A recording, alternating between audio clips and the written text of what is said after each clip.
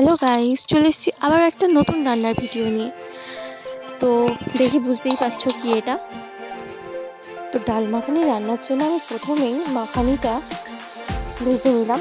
তারপর আস্তে আস্তে বাটার দিয়ে পেঁয়াজ, লঙ্কা, আদা, রসুন বাটা সব দিয়ে আস্তে আস্তে মাখিয়ে রান্না জিনিসটা মশলাটা ভালো করে কষা হয়ে গেলে এবার আমি তাতে দিয়ে দেবো হলুদ গুঁড়ো, লঙ্কা গুঁড়ো, আর অবশ্যই কাশ্মীরি লঙ্কা গুঁড়োও দিতে হবে। তারপর দিয়ে দিলাম টমেটো কুচি।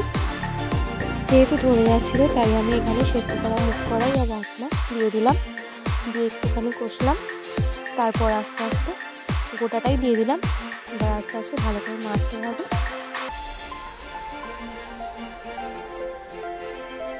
ভালো করে নেড়ে নেওয়ার পর তারপর আমি দিলাম বাটার আর ভেজে রাখা মাখানিগুলো দিয়ে দিলাম।